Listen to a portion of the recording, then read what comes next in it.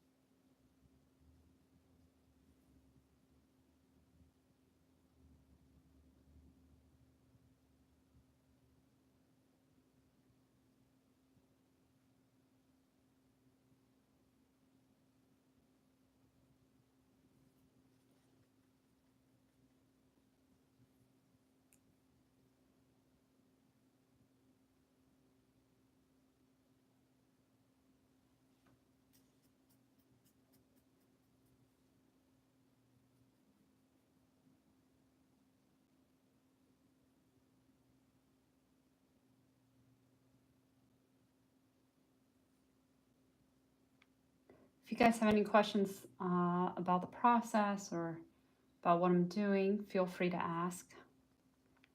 I'll try my best to keep up with the comments.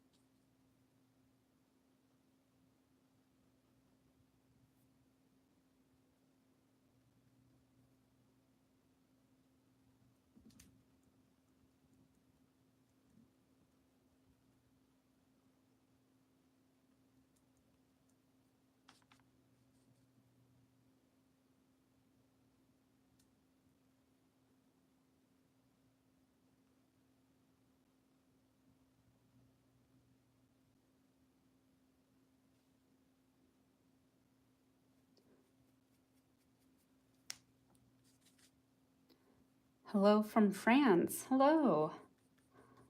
Thanks for joining.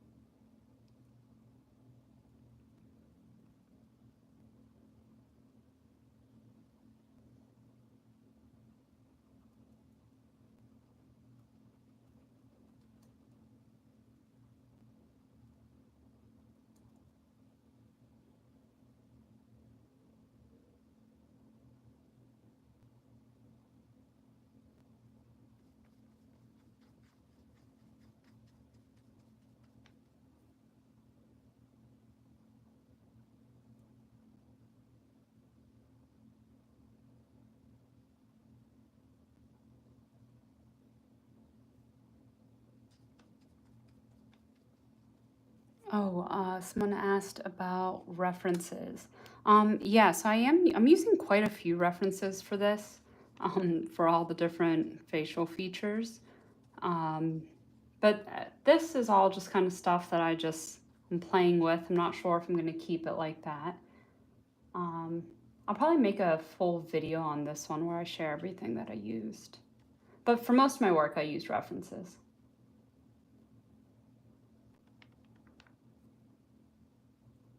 At least to get the pose and everything like that.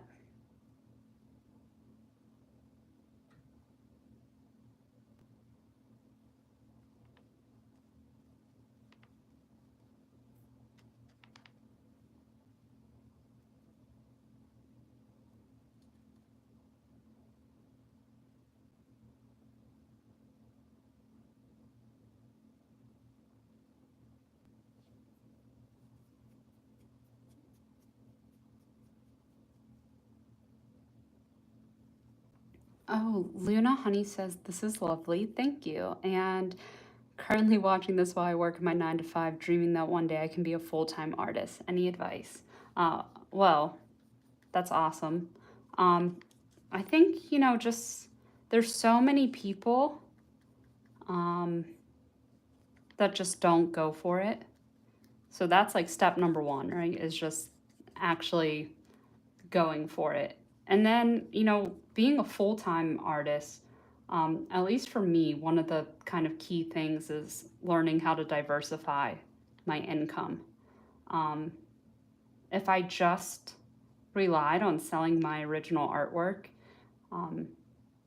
I would sometimes have to wait a really long time in between paydays. Sometimes it could take a painting a day or a year to sell. So diversifying your income streams is super helpful when it comes to that.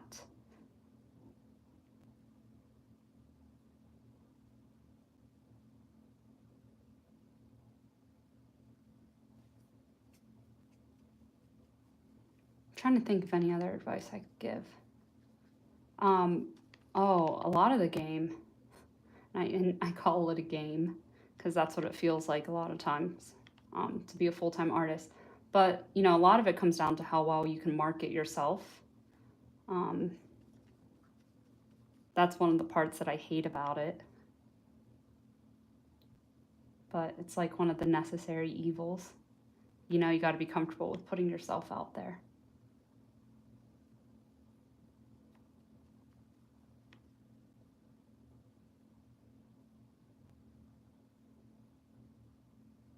Oh, this highlight is driving me mad.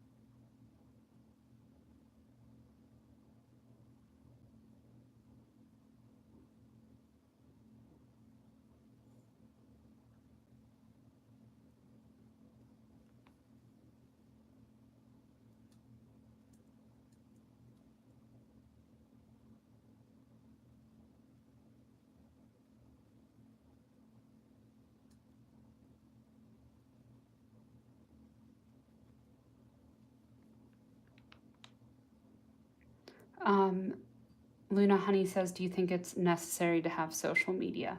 I don't think anything is necessary, but it certainly helps.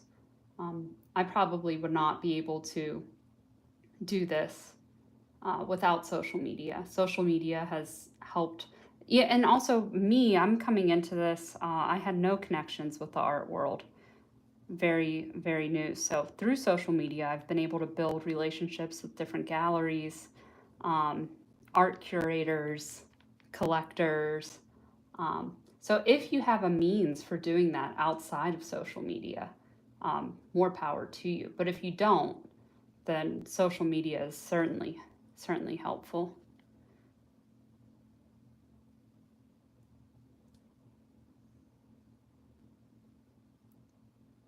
You know, art, doing art as a full-time career, I mean, it's running a business. Um, so anytime you can get exposure for your business, um, good exposure, that's a good thing. And so it's like social media is a double-edged sword in that regard, but I've definitely found it helpful. Are you using acrylic? This is actually all oil paint. All oil paint today.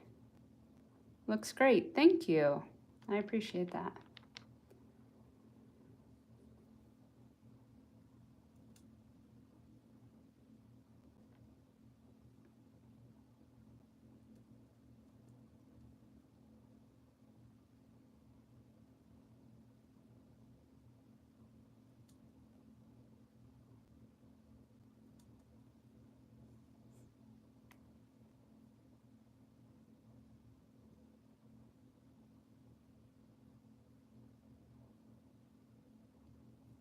Oh, Tatiana says, as a person who's currently doesn't have a permanent place to live and often moving, I find it so difficult to store original artworks, especially the canvases. Y- and she said, do you have the same issue? I do have the same issue.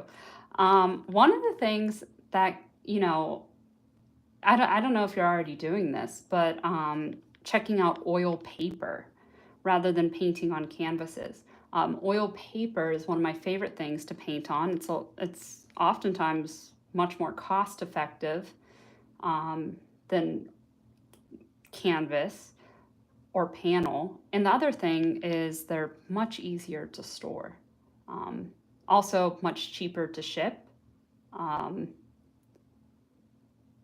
so yeah, that's one thing you might look into. But I have probably 100. I think I actually counted last year, and I had like 250 half-done paintings or finished paintings just laying around my house. Most of them on canvas, so I feel your pain.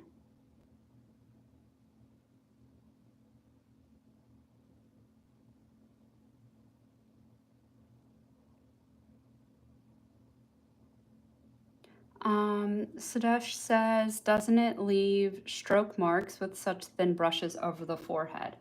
Um, sometimes, there's quite a few stroke marks in here, and the more, like I haven't gone to this. This is all really choppy. This was me laying down color. A lot of this is still choppy, but where I'm starting to, really render out some of these areas, sometimes it leaves brush marks, and I quite like it. But I do also have this. This is a round blender, and I have gone in and buffed out a lot of those strokes. So yes, sometimes it does leave brush strokes, but I often like it. If they're too distracting, I just buff them out.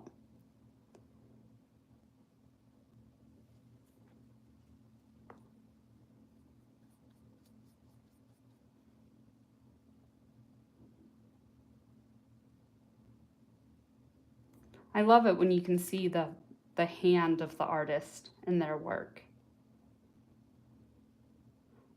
When you can see all the brush strokes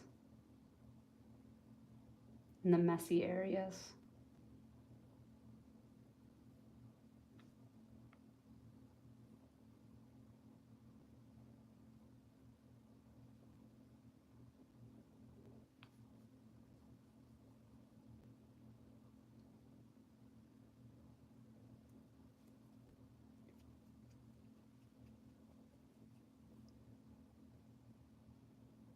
All right, my paint is starting to get tacky in some areas.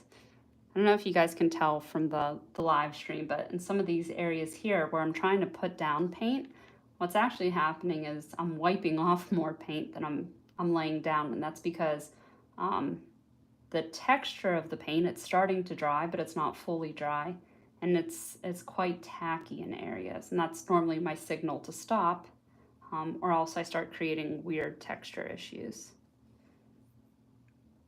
So yeah, I'm gonna give this a day to dry, and then I'll probably get back to it tomorrow.